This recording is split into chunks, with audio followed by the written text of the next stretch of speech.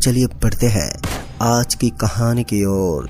दोस्तों, मेरा नाम विराज है और आज मैं आप सभी को अपने साथ हुए एक ऐसी दर्दनाक कहानी के बारे में बता रहा हूँ जिसने मेरी लाइफ में एक तूफान खड़ा कर दिया था, जिसका दर्द महसूस करने के बाद आज हर कोई इंसान कांप जाता है। लगभग 1 महीना हो गया था।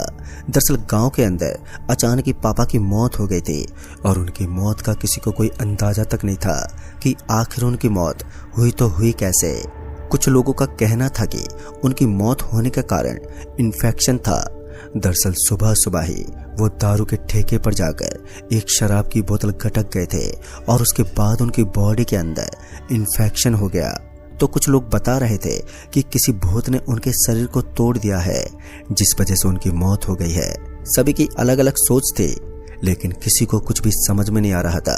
और लगभग 1 महीने के बाद हमारे गांव के एक ब्राह्मण ने बताया कि कुछ दिनों पहले ही हमारे गांव के अंदर एक आदमी की मौत हुई थी जो बहुत ही ज्यादा शराब पीता था और वो शराब के नशे में ही धुत रहता था, लेकिन उसने फांसी खाकर आत्महत्या कर ली थी। और मेरे पापा उसी के घर से होकर निकल रहे थे और शायद उस काले साया का प्रकोप उनके ऊपर पड़ गया था। वैसे भी श्रीचंद्र नाम के उस आदमी और मेरे पापा के बीच काफी अच्छी बनती थी और वो काफी अच्छे दोस्त भी थे, तो ऐसा मुमकिन था कि उनका साया मेरे पापा के ऊपर आ जाए। लेकिन मैं इन बातों पर कुछ ज्यादा विश्वास नहीं करता था, लेकिन मेरी मम्मी इन बातों को काफी ज्यादा सीरियस लेती थी।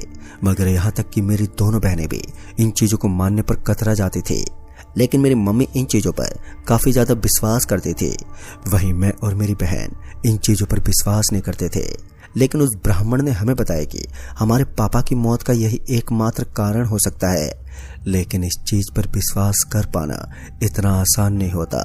जैसे कि पापा की मौत हुई थी तो उन्हें सीधा हॉस्पिटल नहीं ले जाया गया था, उन्हें सीधा घर पर लाया गया था और उनका अंतिम संस्कार कर दिया गया था। मुझे नहीं मालूम कि इसका कारण क्या था, लेकिन उन लोगों को काफी डांट लगाई थी जो मेरे पापा को हॉस्पिटल के बजाय सीधा घर पर लेकर आ गए थे। वहीं पर मेरे गांव में एक महेश नाम के अंकल जी रहा करते थे।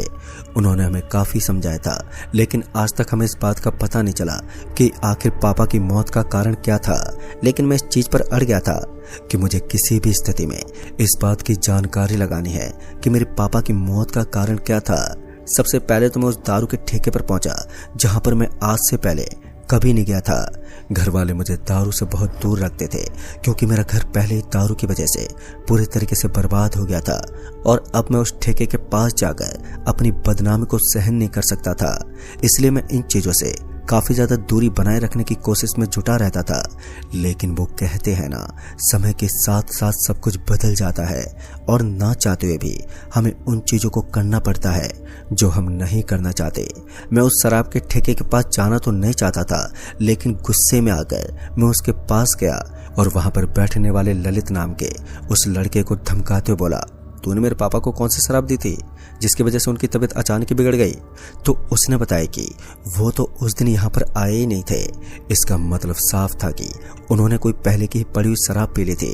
और ऐसा होना लाजमी हो जाता है कि जब कोई इंसान पुरानी शराब को पी ले तो उसके शरीर में बदलाव आते हैं और अल्कोहल की वजह से उसका शरीर अपनी स्थिति को बिगाड़ देता है। लेकिन इस चीज में कितनी सच्चाई थी, क्योंकि वो मुझसे झूठ भी बोल सकता था। धीरे धीरे अब मैं भी इस चीज के ऊपर से अपना ध्यान हटाने लगा और अपने काम पर ध्यान देने लगा। लेकिन मुझे क्या मालूम था कि पापा की मौत के बाद पूरी तरीके से सब कुछ बदलने वाला है। जहां पर मुझे लग रहा था कि अब जिंदगी वापस से नॉर्मल होने लगी है, तो अब वहीं पर हमारे घर में अजीब अजीब हरकतें होने लगती थी। दरअसल हमारे घर के अंदर अचानक ही फूलों की खुशबू आने लगती और हमें ऐसा लगता कि हमारे घर के पास में कोई अगरबत्ती जला रहा है। कभी कभी तो हमारे घर में पड़ा हुआ सामान भी इधर से उधर बिखर जाता और जिस चीज को हम ढंग से रख देते थे वही चीज टूटकर नीचे गिर जाती थी। अब ये साबित हो रहा था कि हमारे घर में कुछ तो अजीब हो रहा था। और उसके बारे में जब हमने एक पंडित बाबा से पूछा तो उसने बताया कि आपके घर में एक आत्मा का साया है, लेकिन वो आत्मा कौन है और कौन नहीं, इसका अंदाजा हम नहीं लगा सकते। इसके लिए हमें अपने घर के अंदर एक हवन करवाना होगा और उस हवन में हमें काफी ज्यादा खतरा उठाना पड़ेगा। अब मैं इस चीज के लिए तैयार था क्योंकि इसके अलावा हमारे पास कोई दूसरा रास्ता भी नहीं था। लेकिन उस हवन को करने में अभी भी खास टाइम बचा हुआ था। हवन करने का वक्त था वो 16 दिसंबर की रात थी और आज 10 दिसंबर था, यानी कि 6 दिन बचे हुए थे। और इन 6 दिनों में हमारे साथ बहुत ही भयानक होने वाला था, क्योंकि हमने उस काली शक्ति के साथ छेड़खानी कर दी थी, जिसके बारे में पंडित बाबा ने बताया था कि अब हम उन काली शक्तियों के साथ छेड़खानी कर चुके हैं, जिस वजह से हमारे साथ कुछ अजीब चीजें होनी एक आम बात हो जाएगी। मुझे इस चीज का काफी डर लग रहा था, लेकिन डरने के अलावा कोई दूसरा चारा भी नहीं था। एक रात तो मेरे साथ गजब हो गया, जब मैं मरते मरते बचा था। दरअसल जब मैं कंबल ओढ़कर आराम से सो रहा था तो मुझे घर की छत की तरफ से किसी चीज के टूटने की आवाज आने लगी, और जैसे मैंने अपने कंबल को उठाकर ऊपर की तरफ देखा तो मैंने पाया कि पंखा अब टूटने वाला था। और इसी बीच में खाट से नीचे गिर गया और तुरंत ही मैं मौका पाकर खाट के नीचे खिसक गया, जिस वजह से पंखा सिर्फ खाट के ऊपर ही आकर अटक गया। ये पहले दिन की घटना थी, क्योंकि उसके बाद जो हुआ उसने मेरी जिंदगी में बहुत ही बड़ा उलटफेर कर दिया था। उस रात तो मैं किसी तरह जिंदा बच गया था, लेकिन आगे मेरे साथ जो होने वाला था उसके बारे में मैंने कभी सोचा तक नहीं था। दूसरे ही दिन मुझे किसी काम के लिए अपने ननिहाल के लिए निकलना था। दरअसल मेरे ननिहाल में मेरे मामा जी ने स्वामनी का आयोजन किया था और मुझे अपनी मम्मी को लेकर अपने मामा के यहाँ निकलना था, लेकिन मम्मी ने जाने से मना कर दिया और मुझे अकेले वहां के लिए निकलना पड़ा। लेकिन जाते वक्त मैंने अपने एक दोस्त को अपने साथ में ले लिया। मेरा एक काफी अच्छा दोस्त था और हम दोनों दोस्त एक दूसरे के रिलेशन में जाया करते थे, लेकिन आज के बारे में मैंने कभी सोचा तक नहीं था कि मेरी जिंदगी में एक ऐसा पड़ाव भी आएगा जिसकी मैं कल्पना भी नहीं कर पाऊंगा। अब कुछ दिनों के बाद ही हमारे घर पर एक हवन होने वाला था, तो सभी लोग उसी की तैयारी में जुटे हुए थे, और इस कारण से मेरे साथ मेरा कोई भी घर वाला जाने को तैयार नहीं था, इसलिए मुझे ही अकेला जाना था। साधु बाबा ने हमें पहले ही बता दिया था कि ये जो काली शक्ति हमारे घर पर मंडरा रही है, यह हम सभी के पीछे पीछे मंडराती रहती है और कभी भी किसी भी जगह पर हादसा कर सकती है। खासकर हमें उस जगह पर ज्यादा सावधान रहना चाहिए जहां पर अन्य भूत प्रेत निवास करते हैं और उनके होने का दावा किया जाता है। अपने आप में ही डराने के लिए काफी ज्यादा थी, लेकिन इसके बावजूद भी मैं अपने दोस्त के साथ निकल पड़ा। हम दोनों दोस्त काफी खुशी खुशी से निकल रहे थे और उस दिन हम शाम के तकरीबन 4 बजे के आसपास मेरे मामा के यहाँ जाने के लिए निकले थे। और जाते वक्त मैंने सोचा नहीं था कि आते आते हमारी जिंदगी कुछ भयानक दौर से गुजरने वाली है। फिर उसके बाद मैं और मेरा दोस्त मेरी बाइक को लेकर निकल पड़े। हम दोनों काफी खुश थे और उसके बाद हम पूरे गांव को पार करने के बाद मेरे मामा के यहाँ पर पहुंच गए। आते वक्त हमें कोई प्रॉब्लम नहीं हुई थी और हम काफी खुशी खुशी के साथ वहां पर पहुंच गए थे। और वहां के सारे काम को निपटाने के बाद अब वक्त हो चला था यहाँ से वापस निकलने का। जाते समय मेरे मामा ने कहा, सुनो विराज, तुम काफी संभल कर जाना, क्योंकि आगे का रास्ता कुछ ठीक नहीं है और तुम्हारे परिवार की स्थिति अब कुछ ठीक नहीं चल रही है। इसलिए मैं तुम्हें बता दूं कि रास्ते पर जाते वक्त तुम्हें काफी चीजों का ध्यान रखना चाहिए और गलती से भी किसी गलत चीज से हाथ मत लगा देना। दोस्तों, ये सुनकर मैं थोड़ा हैरान हो गया, लेकिन उसके बाद मैंने अपने मामा की बातों पर ज्यादा ध्यान नहीं दिया, क्योंकि पहले से मेरे कलाई के ऊपर साधु बाबा ने एक धागा बांध दिया था, जिसकी वजह से वो काली शक्ति मुझे कुछ ज्यादा नुकसान नहीं दे सकती थी। इसलिए मैंने अपने मामा जी को ठीक है बोलकर तुरंत ही वहां से निकलना ही बेहतर समझा। जाते समय हमारे लिए काफी कठिनाइयां पेश आने वाली थी। अब भगवान ही जानता था कि हमारे साथ क्या हो सकता था। हम दोनों वहां से निकल पड़े और अब मेरा गांव यहाँ से करीबन 67 किलोमीटर दूर था, यानी कि अब मुझे करीबन 2 से 2.5 घंटे तक का सफर लगातार अपनी बाइक से ड्राइव करना था, जो मेरे लिए कभी भी आसान नहीं होने वाला था। और ऊपर से ये खटारा बाइक मुझे कभी भी रास्ते में धोखा दे सकती थी, इसलिए मैं बड़े आराम के साथ इसको चलाने में लगा हुआ था। फिर कुछ दूर आगे जाने के बाद मेरे दोस्त रघु ने कहा, भाई सुन, मेरे को बहुत ही जोर की पेशाब लगी है यार, यहाँ पर आसपास में देख, अगर कोई जगह है तो मैं टॉयलेट करके आता हूँ। इतना कहने के बाद मैं अपने आजू बाजू की जगह में किसी टॉयलेट को देखने का इंतजाम करने लगा, लेकिन काफी दूर बाइक के आगे जाने के बाद भी हमें कोई ऐसी जगह नजर नहीं आ रही थी जहाँ पर टॉयलेट हो। वहाँ चारों तरफ अंधेरा तो पसरा हुआ था, लेकिन हर जगह पर हमें कोई ना कोई ऐसी जगह नजर आ जाती थी जहाँ पर लोगों की काफी ज्यादा भरमार होती थी और टॉयलेट करना नामुमकिन सा था। फिर कुछ देर तक तो इसी तरह भटकने के बाद मेरी नजर सामने की तरफ नजर आने वाले एक चौराहे पर पड़ी, तो वहां पर पहले से एक आदमी खड़ा होकर टॉयलेट कर रहा था। उस आदमी को देखते मैंने रघु से कहा, भाई सुन, सामने की तरफ देख, एक चौराहा नजर आ रहा है, वहाँ पर जाकर तू आराम से टॉयलेट करके आ सकता है। फिर उसके बाद मैंने बाइक का ब्रेक लगाया और अपने छोटे छोटे कदमों के साथ बाइक से नीचे उतर गया और फिर वो उसके बाद आराम से टॉयलेट करने लगा। अभी वो फ्रेश हो ही रहा था कि तभी अचानक ही मुझे ऐसा लगा कि उस तरफ से कोई बहुत जोर की धमाके की आवाज़ आई है और इस आवाज़ को सुनकर मेरे कान एकदम से खड़े हो गए। मेरा दिल एकदम से बैठ गया था क्योंकि मुझे लग रहा था कि कहीं मेरे दोस्त रघु के साथ कुछ गलत तो नहीं हो गया। और उसके बाद मैं जैसे उस तरफ पलटा तो मैंने देखा कि वहां पर तो मुझे रघु एकदम सही सलामत खड़ा हुआ दिख रहा था।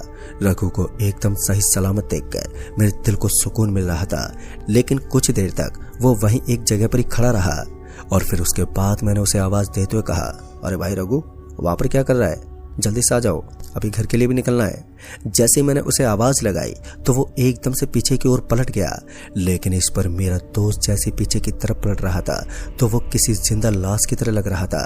ऐसा लग रहा था कि उसके अंदर जान नहीं बची है और उसका पूरा का पूरा शरीर एकदम से अकड़ गया था। और फिर उसके बाद उसने अपनी फटी हुई आंखों से मेरी तरफ देखा तो मैं उसकी इस हरकत से काफ़ी ज़्यादा हैरान हो गया था। और उसके बाद पता नहीं उसे क्या हुआ कि वो एकदम से वहीं नीचे गिर पड़ा। यह सब देखकर तो मेरे रोंगटे खड़े हो गए कि आखिर इस सुनसान सड़क के ऊपर मेरे दोस्त रघु के साथ ऐसा क्या हो गया कि वो नीचे गिर पड़ा। यही सब जानने के लिए जब मैं वापस से रघु की तरफ भागने लगा तो इससे पहले कि मुझे ऐसा लगा कि मुझे उसके पास नहीं जाना चाहिए, लेकिन वो मेरा दोस्त ठहरा था जिस वजह से उसके पास जाना भी चाहिए था, वरना ये बात मेरे लिए काफ़ी गलत साबित हो सकती थी। इसलिए मैं तेज तेज भागते हुए उसके पास जाने लगा। और जैसे मैं उसके पास पहुंच रहा था तो मैंने देखा कि उसका चेहरा पीला पड़ गया था और ऐसा लग रहा था कि उसके साथ कुछ हुआ था। मैंने उसे उठाने की बहुत ज़्यादा कोशिश की, लेकिन इसके बावजूद भी वो उठ नहीं पा रहा था। उसके बाद मैंने अपने दोस्त रघु को सहारा दिया और उसे उठाने की कोशिश करने लगा। जैसे वो अपनी जगह से उठा तो मैंने देखा कि उसका चेहरा पीला हो गया है और उसके दांत आपस में टकरा रहे थे। डर की वजह से उसका पूरा शरीर कंपन कर रहा था। मैं समझ गया था कि रघु ने कुछ अजीब देखा है।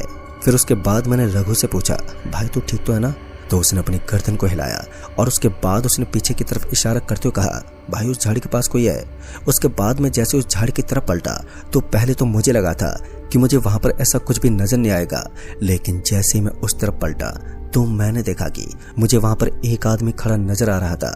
और हैरान की बात तो ये थी कि उस आदमी का रूप मुझे कुछ जाना पहचाना सा महसूस लग रहा था, मगर उस आदमी को देखकर मुझे काफ़ी ज़्यादा अजीब लगने के साथ साथ काफ़ी डर भी महसूस हो रहा था। और फिर उसके बाद मैंने उसकी तरफ आवाज़ देते हुए कहा, अरे भाई साहब कौन हो आप और इतनी रात को झाड़ी के नीचे क्या कर रहे हो? मैंने अभी इतना कहा ही था कि तभी मेरे दोस्त ने मेरा हाथ एकदम से पकड़ लिया और उसे वो दबाने लगा। मुझे समझ में नहीं आ रहा था कि आखिर वो ऐसी हरकत क्यों कर रहा था। और फिर उसके बाद मैंने जैसे फिर से पलटते हुए पीछे की तरफ देखा तो मेरे रोंगटे खड़े हो गए, क्योंकि अब मुझे वहां पर कोई भी नजर नहीं आ रहा था। और एक पल के खातिर मानो मेरे पैरों तले जमीन खिसक गई थी। मुझे अपनी आंखों पर विश्वास ही नहीं हो रहा था। ऐसा नहीं था कि मैं इस जैसे नज़ारे को पहली बार देख रहा था, लेकिन इस हरकत ने हमें काफ़ी ज़्यादा डरा दिया था। इससे पहले भी मैं अपने घर में ऐसे कई हादसों से सामना कर चुका था जो काफ़ी भयानक थे। उसके बाद मैंने सोचा कि कुछ काली शक्तियाँ हमारे पीछे पड़ गई हैं और ये जगह पूरी तरीके से हॉन्टेड है, इसलिए हमें बचते बचाते ही यहाँ से निकलना होगा। उसके बाद मैंने अपने दोस्त रघु से कहा, चल भाई ये जगह मुझे ठीक नहीं लग रही है। और फिर उसके बाद हम दोनों अपनी बाइक की तरफ जाने लगे। हम अपनी बाइक के पास पहुंचे तो हमें एक आवाज़ आई, बेटा मुझे आगे तक छोड़ दो। जैसे ये आवाज़ मेरे और मेरे दोस्त रघु के कान में पड़ी तो हम दोनों की नज़र पीछे की तरफ चली गई। और उसके बाद हमने पलटते हुए पीछे की तरफ देखा तो इस बार हमने पाया कि हमारे पीछे की तरफ एक बहुत ही बुढ़ी सी महिला थी जिसके हाथ में एक प्याला था और वो उसे लेकर हमारे पीछे खड़ी थी। मैंने उस बूढ़ी महिला से कहा, क्या हुआ अम्मा, आप इतनी रात भर यहाँ पर क्या कर रही हो? तो फिर उसने बताया कि मुश्किल से वो अपना काम चलाकर खाना मांगती है और खाना खाकर सड़क के किनारे सो जाती है। दरअसल आगे फुटपाथ के किनारे उसे रोज रोज सोना पड़ता है, इसलिए उसने बताया कि हम उसे किसी भी तरह से उसकी जगह तक छोड़ दें। मैं इस चीज़ के लिए राजी हो गया, लेकिन मैंने इस चीज़ पर ध्यान नहीं दिया था कि मैं जिस औरत को अब लिफ्ट देने के लिए जा रहा हूँ वास्तव में उसका रहस्य क्या है। मैंने उस औरत से कहा, अम्मा आप जल्दी से बाइक पर बैठ जाइए, मैं आपको आगे तक छोड़ दूंगा। मैंने अभी इतना कहा ही था कि तभी हमारी बाइक एकदम से स्टार्ट हो गई, पर मैं तो सिर्फ बाइक के ऊपर ही बैठा था। मैंने ना तो बाइक के एक्सीलेटर को हाथ लगाया था और साथ ही मैंने बाइक की चाबी को भी ऑन तक नहीं किया था। फिर बाइक अपने आप ही कैसे स्टार्ट हो गई। अभी हम इतना सोच ही रहे थे कि तभी उस बूढ़ी अम्मा ने हमारी तरफ अपना प्याला मेरी तरफ करते हुए कहा, लो, इसके अंदर तुम्हारे लिए कुछ रखा हुआ है, तुम इसे खा सकते हो। उस वक्त मुझे हल्की हल्की थोड़ी तो भूख लगी हुई थी, जिस वजह से मैंने बिना कुछ सोचे समझे उसके हाथ से वो प्याला उठा लिया और उसे जैसे ही मैंने खोला तो मेरे पूरे शरीर के अंदर एक हलचल सी होने लगी। दरअसल मैंने देखा कि उसके अंदर इंसानी मांस रखा हुआ था, उसमें किसी के हाथ के टुकड़े कटे हुए थे और ये देखकर मैं ऊपर से लेकर नीचे तक सुन्न पड़ गया। जब मेरे दोस्त रघु ने भी ये हरकत देखी तो उसका शरीर भी थर थर कांपने लगा था। हम दोनों समझ गए थे कि इस वक्त हम बड़ी मुसीबत में फंस गए हैं और अब हम किसी भी वक्त अपनी मौत से मुलाकात कर सकते हैं। इस समय मेरी हालत काफ़ी ज़्यादा पतली पड़ती जा रही थी। अब मेरी हिम्मत नहीं हो रही थी कि मैं उस औरत से कुछ और बोल सकूं। तभी मैंने उस प्याले को वहीं पर फेंक दिया और उसके बाद अपनी बाइक को आगे बढ़ाने लगा। इस वक्त मेरी बाइक की स्पीड कोई नॉर्मल नहीं थी। मैं काफ़ी ज़्यादा स्पीड के साथ बाइक चला रहा था, जिस वजह से मेरी बाइक से मेरा कंट्रोल भी खोता जा रहा था। लेकिन डर ने मेरे अंदर ये करने पर मजबूर कर दिया था और अब मेरी बाइक बहुत ही स्पीड के साथ सड़क को क्रॉस कर रही थी। सड़क के बगल में लगी हुई लाइट सरासर निकलते हुए जा रही थी और उनके निकलने की ध्वनि भी मेरे कान में साफ साफ सुनाई दे रही थी। फिर कुछ देर तक तो मेरी बाइक ऐसे ही आगे चलती रही और हैरान की बात तो ये थी कि इस सड़क के ऊपर साधनों की बहुत ही कमी थी। यहाँ पर मुझे इक्के दुक्के साधन ही देखने को मिल रहे थे और बाकी की पूरी सड़क ऐसे ही सुनसान पड़ी थी, जिस वजह से एक तो ये साबित हो रहा था कि ये सड़क सच में किसी भूतिया सड़क का दर्जा दिए जाने वाली सड़क होगी, क्योंकि ऐसा हो सकता है कि हम किसी सुनसान सड़क से गुजर रहे हों और उसके ऊपर साधनों की कमी हो जाए। मैंने जिंदगी में पहली बार ऐसी सड़क देखी थी जिसके ऊपर आगमन काफी कम होता हो या फिर यूं कहें कि ट्रैफिक ना के बराबर हो। उसके बाद हमारी बाइक बहुत ही तेज रफ्तार से एक पेड़ से टकरा गई। मेरा पूरा कंट्रोल खो चुका था और जब मैंने बाइक के शीशे में देखा तो मुझे उस औरत का एक भयानक चेहरा नजर आया था और उस औरत का चेहरा पूरी तरह से बदल चुका था। उसकी आंखें बाहर निकल चुकी थी और उसके सर के अंदर से सिगरेट का धुआं निकल रहा था। उसकी आंखों की जगह 2 कठपुतलियां बाहर निकल गई थी और उसका मुंह कुचला हुआ था। दोस्तों, हम दोनों दोस्त इस चीज को देखकर बहुत ही बुरी तरह से डर गए थे और उसके बाद बाइक डिसकंट्रोल होने की वजह से हमारी बाइक एक पेड़ से टकरा गई थी और उसके बाद क्या हुआ मुझे मालूम ही नहीं। मगर जब मुझे होश आया तो हमें पता चला कि हमारे घर में हवन हो चुका है और करीब 3 दिन के बाद जाकर हम दोनों को होश आया था। लेकिन अब हमारी हालत में सुधार था। धीरे धीरे हम दोनों फिर से हॉस्पिटल से बाहर आने की कगार पर आ गए और उसके बाद से लेकर मैंने आज तक इन पैरानॉर्मल एक्टिविटी को बिल्कुल भी महसूस नहीं किया है। तो दोस्तों, इस कहानी में बस इतना ही। कहानी आपको पसंद आई हो तो वीडियो को लाइक शेयर जरूर कर दें और साथ ही हमें नीचे कमेंट बॉक्स में जरूर बताएं। जल्द ही मिलूंगा ऐसी एक और नई कहानी के साथ। तब तक के लिए बाय एंड टेक केयर।